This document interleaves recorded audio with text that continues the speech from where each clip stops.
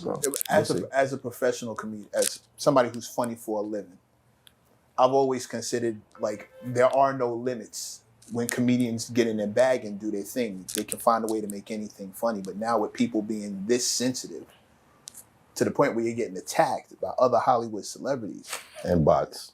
Does that put like bots is always there, but like people walking up on stage is different. Does that put like a cramp in your style and how you do your thing now? Well, I consider myself an actor. I'm a comedic actor, but I don't do stand-up necessarily. So like my approach is not so immediately responsive, you know what I'm saying? Like I do television, so if somebody catches me outside, they're talking about something that happened, weeks and weeks, you know what I mean? So it's usually not that, I don't think they're that angry still, or whatever it was. You know what I'm saying? So I don't run up against like the fire emotional reaction in the moment like that. But you kind of there's going to be consequence. Like, yeah, you can speak your mind, but like, don't be surprised when somebody doesn't enjoy that shit and they respond to that shit, and you have to be ready for that. You know what I'm saying? And if you don't want that, find a smarter way to tell that same joke where it's not as offensive. You know what I'm saying? Or that person can see it as funny. Right. Well, and like, it's a tough one when they say like, oh, anything should be up for humor, but I don't know if I agree with that. Are there sketches you won't do?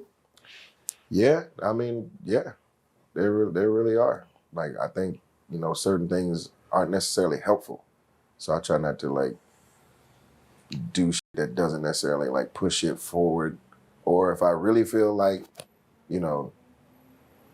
when I get like Uncle Tom comments and backlash of shit that I've already done, I personally never approached it that way and didn't never see it that way. Because if I did, I would never do that. You know what I'm saying? Like I'm from the South, so we know like our history very well there, especially the dark side of it. And I don't play with that like that. You know what I'm saying? I don't think it's funny. And I don't think it's funny when people try to throw those accusations on me either, because they don't necessarily know me. You know what I'm saying? They're kind of looking outward in. And, some points they might have like, an inkling to think down that road. But like, if you really knew the situation, you would never say that. You would also never really say that to my face, because like, that's an angry kind of response you're gonna catch from me, because it's like, who do you think you're playing with? Like, I'm not a child, you know what I'm saying? Like, and I'm not out here playing see games. These hands. Yeah, you know what I mean? Like, I don't want to show them to you, but. All right. Okay, so I want to go somewhere though, right here in this conversation, because the Andrew Schultz comments that came out recently, right? About Kendrick Lamar, I just got to ask him, since we're talking about how far can comedians go, where's the line? Like, how do you feel about those comments that he made about Kendrick Lamar? I mean, we've been talking about it all day. I haven't necessarily seen it because I don't pay attention to what feels like obvious nonsense. You know what I'm saying? Because it's like, one side is like, if I'm going to kill you over these words, then you're probably saying words that are like hyper angering that side. You know what I'm saying? So it's like, you should just relax. You know what I'm saying? On whatever you're doing to cause them to be having that kind of reaction. You know what I'm saying? Like, there's way too much shit going on in the world for either one of them to be focused on such negativity towards each other, because now it's just counteractive. Well, I'm still a man. I can say what I want, this, that, and the other, blah, blah, blah. And it's like, you can't say that. Like, you know what I'm saying? We should stand up for our black women on this side or whatever. Don't let no white comic do this, blah, blah, blah, blah, blah. And like all that back and forth, and it's like they both, it feels like the point of respect is further on the Kendrick side, and the point of disrespect is coming from the Schultz side. And his only defense on that side is, I can say what I want, freedom of speech, this, that, and the other. And it's like, yes, that's true, but there are consequences to action. You know what I'm saying? There's consequence to words.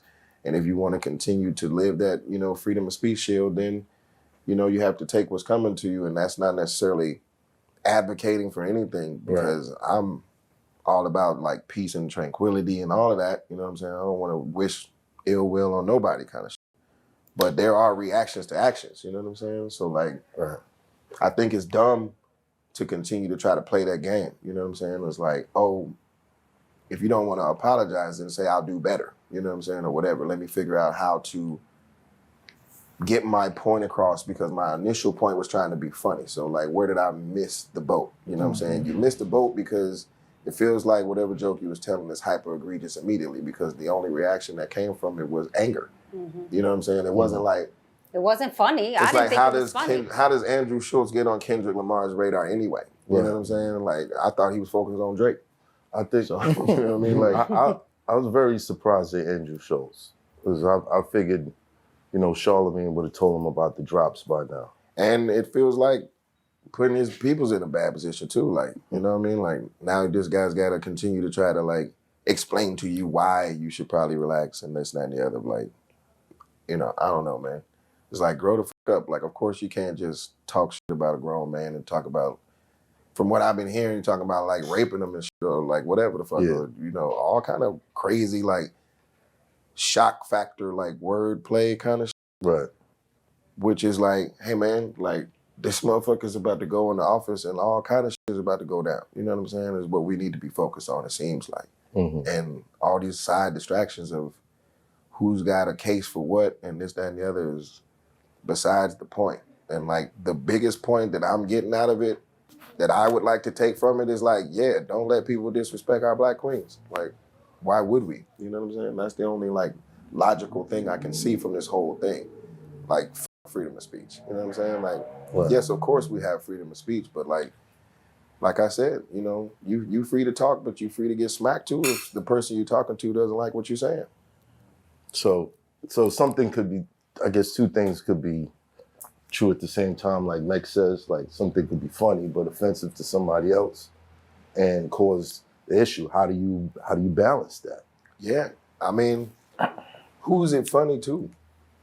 You know what I mean? Like, is anybody laughing or is it just coming from a comedian? So it's technically supposed to be a joke. You know what I'm saying? But like jokes are supposed to be funny. So like if it's not funny, then it's just, it feels like it's just shit talking. And shit talking is, you know, that's just some bullshit. You was ever put in a situation like that?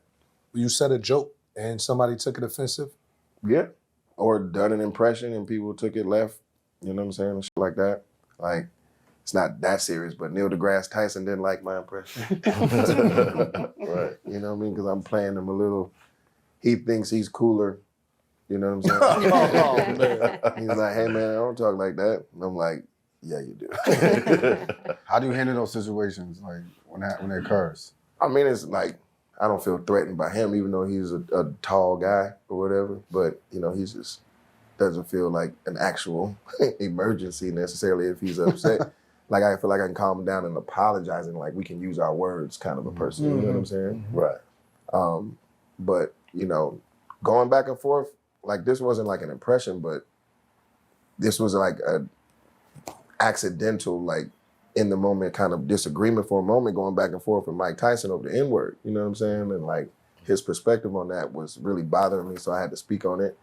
And he didn't love me speaking on it, but we got to a point where he respected where I was coming from and we were able to move on kind of shit or whatever. So like, that's how I do it. I'm not out here to like argue with